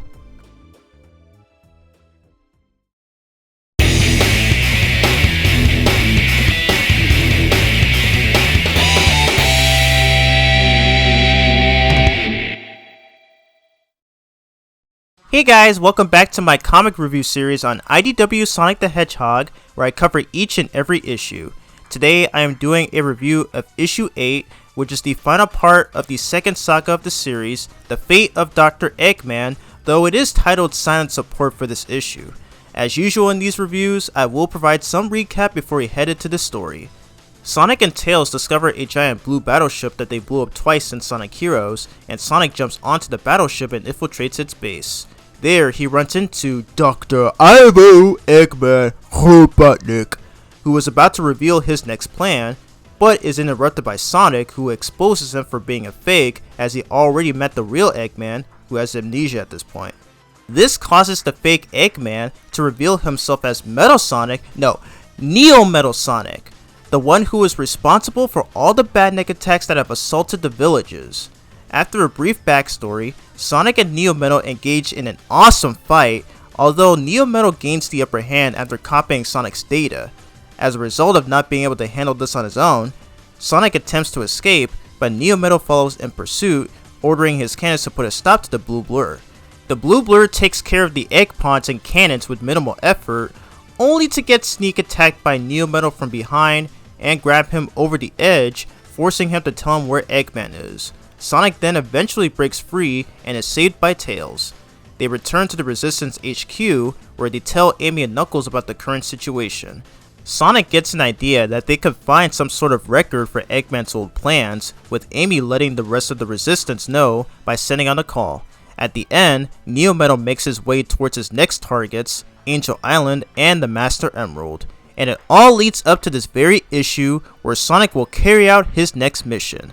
The main cover for this issue is pretty cool. Sonic and another recurring game character who will appear in the story, Silver the Hedgehog, are being targeted by an unknown figure as a red reticle is shown to be aiming at them. Reminds me a whole lot of the cover art from issue 2 of Sonic Universe. Wonder if that was an intentional reference or a coincidence. Either way, this was drawn by the talented Evan Stanley and was colorized by Matt Herms. Another greatly drawn cover A for the series, as they did a splendid job. Now let's move on to the story. I love the way they begin the issue here. Sonic decides to take notes from Casey Cooper from Casey on the Cover, and infiltrates one of Eggman's pyramid bases at night. And of course, being the fastest thing alive that he is, he successfully enters. And oh my god, only one page in and already I am in love with this art style. Look at the way he's drawn here. He looks so freaking good! Also, as he enters, he's being spied on by another mysterious figure. Really hoping it's not a bad guy working for Metal Sonic, or some criminals like Rough and Tumble from the 3rd issue. As Sonic runs through the base, he dodges some turrets and boosts through the spinners. This expression is killing me. Just then, he sees another door about to fully close and is seemingly anxious that he might not make it in time. Fortunately, the mysterious figure fires some sort of a pink energy which resembles that of the Spike Wisp from Sonic Colors, and it holds the door open long enough for Sonic to slip right through. Whew! That was close. He continues traversing until an even bigger spinner appears in front of him. Sonic and I had the same reaction. Before Sonic is about to fight the spinner gets encased in a greenish cyan aura and gets slammed into the ground. This was the courtesy of our boy, Silver the Hedgehog. Glad to see him involved in the story again. We get a small funny banter where Sonic criticizes Silver for stealing his turn on fighting the Badnik, though he still congratulates Silver's grand entrance, as well as being able to open the door that he used to enter this room. However, Silver says that it wasn't him that held the door open, and that he came from another direction, much to Sonic's confusion. As another giant spinner approaches them, the mysterious figure fires a laser and destroys the massive-sized Badnik, much to Sonic and Silver's surprise. I swear these expressions are killing me. Oh my god. This makes Sonic assume Silver destroyed the Badnik with a new move or something, but Silver replies that it might have actually been someone whom he refers to as the legendary Guardian Angel, while he geeks out like a nerd. Sonic obviously doesn't know who that is, as he spent 6 months being held captive. We all know the deal at this point.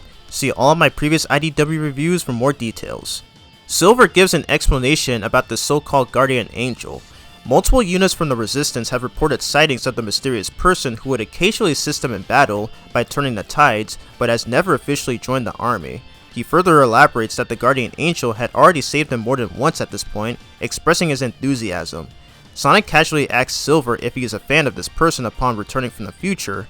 Silver openly replies, saying that the figure is not the actual reason as to why he returned to the present, as Eggman being defeated did not save the future. In his timeline, the one he originally escaped from, the Eggman Empire had already taken over the world, but when he returned there from the present, he found no signs of any living soul in sight. No people, no animals, not even machinery, just nothing but water and sparse metallic plant life. Because of this, he had to come back to the present to figure out what's going on. He was later informed by Amy that Sonic was on the lookout for clues to gather and came to his aid. Sonic suggests that this Guardian Angel is very likely here for that same reason as well. He comes to notice that the weapon marks left on the Badniks used to destroy them are not ordinary weapons, and that they're normally built for clearing out hordes of robots with the use of the Wisp's power, but not as precise as this. Just then, they hear a noise from around the corner that's not too far from them, and approach where the sound is coming from. Upon arriving, they see a female wolf who tries to break a door open with her Wisp on by using some Wisp powers, but to no avail. Silver calls out to her to get her attention, claiming it must be the Guardian Angel, but this causes the wolf to get scared and she floats away, making Silver feel a little saddened. Sonic knows the wolf's reaction is an indication of the fact that due to always being solo on a mission, she has never joined the Resistance, and therefore has never interacted with anyone, something that Silver was unaware of despite all the times that he's been alone. Sonic addresses the female wolf and greets her by introducing himself in Silver and offers her their resistance. All of the wisps come out of the wolf's jacket and fly over to Sonic in a cheerful manner as they are excited to see him again. This is so cute. The wolf eventually jumps down, unmasks herself, and introduces herself as Whisper. Silver starts to whisper, as in the actual word, but Sonic tells him that she meant her name is Whisper, not the word itself. Honestly, if this comic came out around 2010 or 2011 when I was young at the time, I'd probably fail to understand this. Silver then goes to open the door with his psychic powers, and the three find themselves in the computer room. Find the computer room! Yes, the computer room, which is guarded by spinner bots and a new robot called E107 Theta, which surprisingly looks a lot like E105 Zeta, which appears at the end of E102 Gamma's version of Hot Shelter from Sonic Adventure. Sonic and Whisper begin to fight these Badniks, with Silver eventually joining in, though he accidentally loses control of the door. We get yet another awesome fight scene of the trio's fight against the Bandit Onslaught, and oh my god, the art style makes this look so gosh darn cool. As the battle goes on, Sonic and Silver start destroying as many spinner bots as they can in order to make destroying Theta more manageable, with the use of the real superpower teamwork. Silver blasts every enemy in sight with his psychokinesis abilities, while Sonic does the same with his lightspeed attack. However, despite their efforts, Theta shoots in Whisper's direction, causing an explosion, and it gets her pinned down. More spinner bots approach her as she tries to grab her Wisp-On, but her Wisps come out to protect her from them. And dang, they are outraged. Thankfully, Silver comes just in time to grab the spinner bots with his psychokinesis powers and hurl them towards Theta's missiles. Super sick. This is why I love Silver. Sonic then uses this as an opportunity to deliver the final blow, which frees an animal in the process. I didn't know Eggman still puts animals inside of Batniks. Did he not learn from the events of Lost World? After the fight, Silver frees Whisper from the rubble and tells her that even though she prefers to work alone, she still managed to provide good teamwork and that he'd be glad to be a part of, to which she somewhat agrees. Foreshadowing. Immediately afterwards, she takes the initiative to destroy the computer in an outrageous manner shown in her eyes, but Sonic stops her from doing so, who says they need to gather information first, to which Whisper reluctantly accepts. Sonic wonders if Eggman did something so inherently bad that caused her to react this way. This will be important in future issues. Silver checks the computer, which is called an Eggnet, okay, and sees that there is a major update on it. Once he and Sonic immediately discover what it is, he goes, "Oh crap!"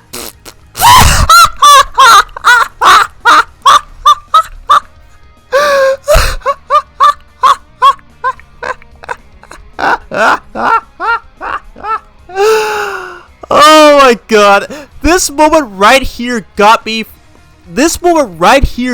laughing for 5 minutes straight. It was way too funny, way more funnier than it needed to be.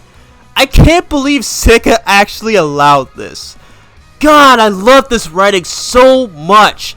Best and most hilarious moment in IDW Sonic so far. Anyways, as they find out what's shown on the Eggnet, we cut to the Resistance base where something catches Knuckles' attention, who reacts to a distress signal coming from the Master Emerald. Amy notices this and they both begin to wonder what's happening to it, since Knuckles had it hidden somewhere on the island, which was why he devoted his time in helping the Resistance. He replies by saying that there is a connection that he has with the Emerald as its guardian. Soon after, they are contacted by Sonic and Silver as they just found out what Neo Metal is planning and are going to need to bring in everyone. The issue ends with Neo Metal finally achieving his goal that he had alluded to in the previous issue, taking over both Angel Island and the Master Emerald. As he sits on a throne, he dares his organic counterpart to confront him as either himself or as Super Sonic, as he will be powerless no matter what it takes. This sets up the next saga in the comic. This issue's story was another fantastic masterpiece and is another one of my favorites in the comic. Ian Flynn once again did a perfect job with the writing for the story, the characters, and the overall climax of Neo Metal Sonic's presence. So as always in these reviews, let's go over the highlights. Evan Stanley returns as the main artist for the issue, and she has cooked again with her art style. Much like issue 4, it retains the comedic one-off gag moments with the sillier expressions, but still changes to more cool looking and serious expressions in contrast to the serious moments. This is what I've always liked about many of the animated shows, movies, and especially comics, where they will mix in both of these tropes. This is something that cartoons like Teen Titans and TMNT 2012 would often do as well. I also love the way Sonic is drawn in several instances, such as in the beginning where he runs inside the base, and another where he hears Whisper trying to break down the door. I don't know why, but there's something about Evan's Sonic design that really stands out to me. I personally think it's one of the best designs ever made for him. He's so cool, sleeker, and even adorable at times. I'm so glad to see Evan Stanley take part in the issue's art style again. It's still one of my favorites in this comic, and I'm really dying to see another issue with her art style. Next highlight in this story is one of the most vastly underrated characters in the whole franchise, my boy, Silver the Hedgehog. I love this guy. This is another character who I believe really deserves way more recognition than he deserves. Gonna explain in great detail as I segue into his history. Silver first debuted in the Xbox 360 and PlayStation 3 title, Sonic the Hedgehog, or as most would always call it, Sonic 06. In that game, Silver had a pretty prominent role throughout the game, as he comes from the future that is nothing but absolute terror caused by a creature known as Iblis. He meets a creepy individual named Mephiles who manipulates Silver by falsely telling him that Sonic is the Iblis trigger and that he must kill him to save his future. Eventually, he confronts Sonic, fights him, and was about to go in for the kill, but is stopped by Amy, who gives Sonic enough time to go save Princess Elise. This right here led to Silver being one of the most hated characters in the series, and that probably has something to do with his boss fight being one of the worst ones in gaming history. But that's not the point here. Silver is a character who's usually optimistic, but is determined on what he needs to do, even if it means listening to a random stranger who tells him to kill someone who could potentially be the quote-unquote Iblis trigger, despite how crazy it is. In all of the games after 06, his personality is still retained, well, for the most part. In the Sonic Rivals games, his inclusion was pretty questionable. I am aware that the events of 06 were erased going by the events of that game's last story, so I can appreciate what they did to reintroduce him into the main continuity, but from what I've seen of the Rivals games, which I sadly never played due to not owning a PSP, it seems like that he's just there, at least in the first Rivals game anyway. In Sonic Rivals 2, however, that game did a much better job handling him. I love how he's mostly serious throughout the game, and even outright being a massive jerk who makes offensive remarks, such as stealing Tails' rings after calling him a half-pint, or randomly throws hands with Knuckles, who found it ridiculous how Chao can help save the world in the first place. It's stupid, yeah, but I just find it rather amusing when rewatching cutscenes of that game's respective stories for the characters. I finally collected enough rings for Knuckles and Rouge. Thanks, Half Pint. I'll take those now. So, Silver, what do you want with the Chow anyway? I have to save your world or mine will be destroyed too. What? And you think the Chow can help? You're crazy. I'll show you how crazy I am.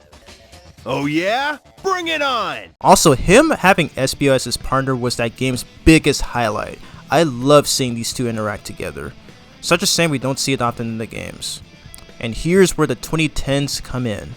In this era, Silver was not given much to work with and gets ultimately sidelined. In Sonic Colors DS, he shows up at Sweet Mountain with Blaze and only gives out missions, though that small callback to their relationship at Sonic 06 was pretty nice. In Sonic Generations, he's just there as an extra boss, and his reasoning for fighting Sonic makes absolutely no sense, and to this day, not even in the recently released Sonic X Shadow Generations, it still has yet to be explained. We know how Shadow ended up in White Space, so how did Silver end up there? Hoping we get a DLC or maybe a new game that ties up to that? Year of Silver, anyone? No? Just me? Okay. In Sonic Forces, he also had a small role and, like the other side characters, didn't really contribute too much. There's one cutscene where he goes, "I'm an optimist, but I'm also a realist."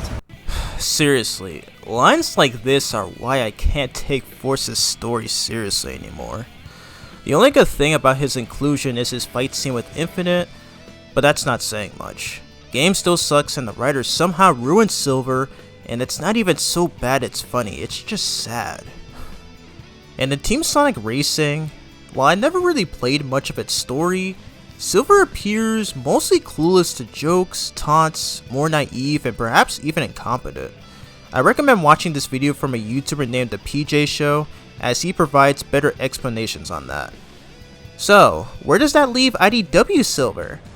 Well, I actually think he's not that bad.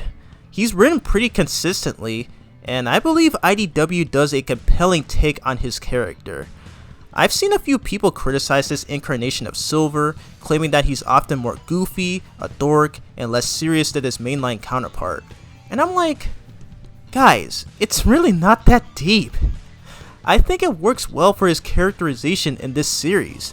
he even gets some serious moments. Sure, it's different from how he was portrayed in 06, where you normally take things more seriously, but I don't mind the nerdiest take they gave him. In fact, the way he geeks out about Whisper and then meeting her was pretty humorous, and let's not forget this moment right here. Seriously, this had me cracking up so much when I first saw this. Like, I can't imagine that one of the staff in the headquarters of IDW sat down and randomly thought to put in this line, and Sega somehow approved of it. So crazy, but I'm glad they never scrapped it. It's just that funny. But overall, I love Silver as a character, and he's absolutely amazing in this series.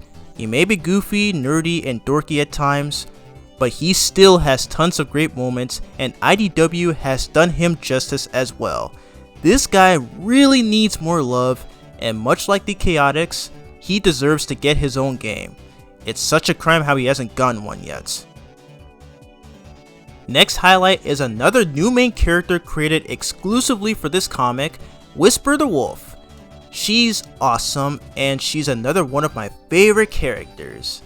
Like Tangle, the idea for the creation of Whisper was conceptualized by Ian Flynn, who took the inspiration for her design from many other characters from other franchises, such as Sniper Wolf from the Metal Gear series, Major from Ghost in the Shell, and Kopaka from Bionicle. He also took inspiration for Whisper's design from the female wolf avatar models from Sonic Forces. The Sonic News Network website posted this image of the female wolf custom character that became the main reason for Whisper's design being created. According to the San Diego Comic-Con event in 2018, which I will link in the description below, the mask that Whisper wears is inspired by Japanese kabuki masks, meaning they represent beings like gods, demons, or historical figures.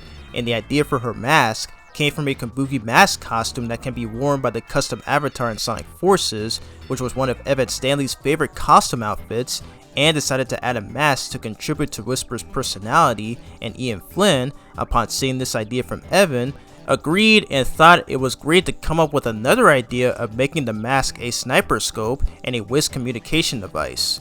Eventually, Evan would bring Whisper to life and make her star as one of the main characters in the IDW series.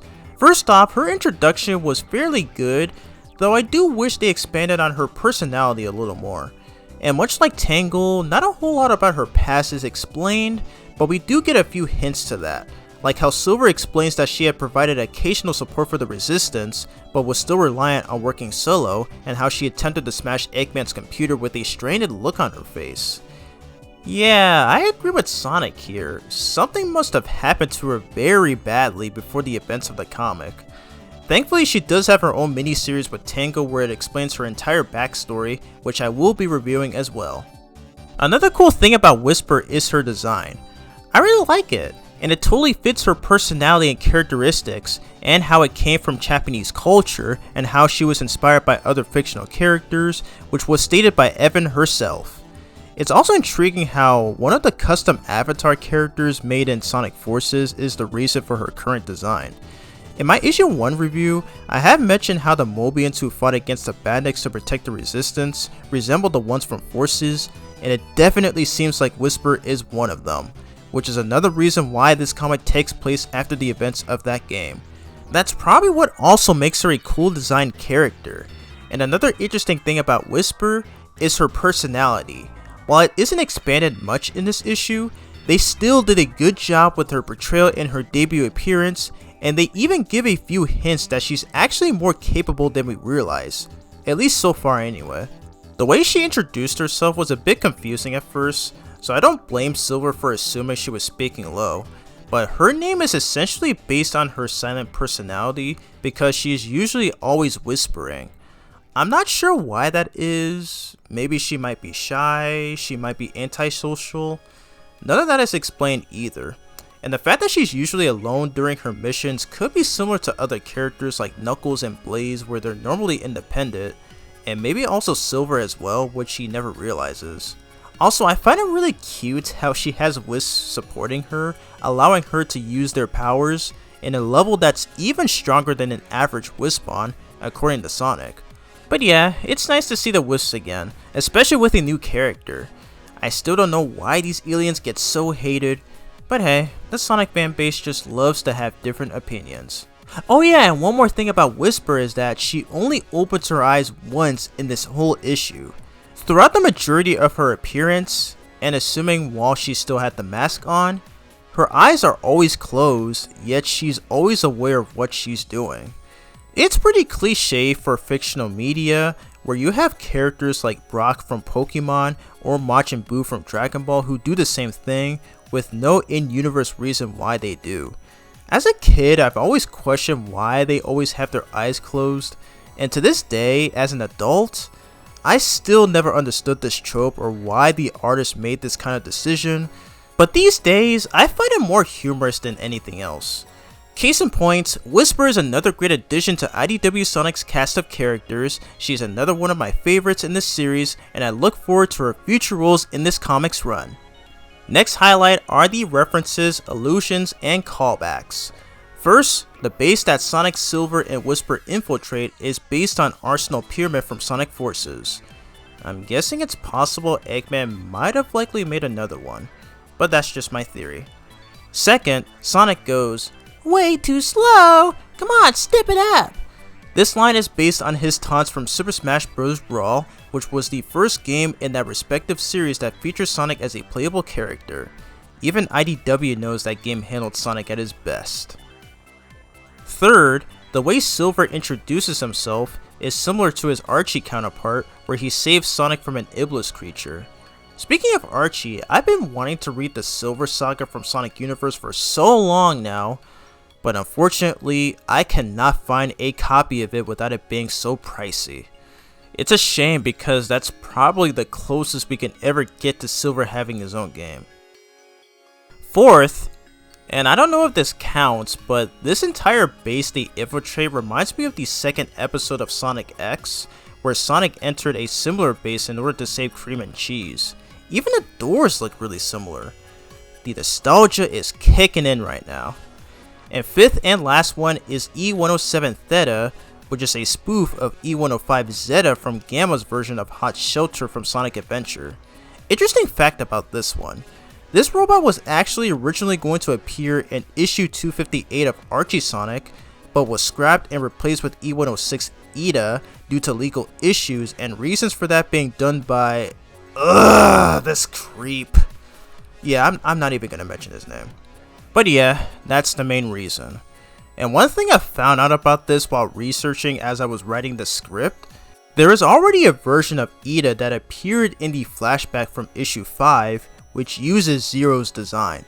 No, not the Mega Man character, the robot that appeared in Amy's story and Sonic Adventure.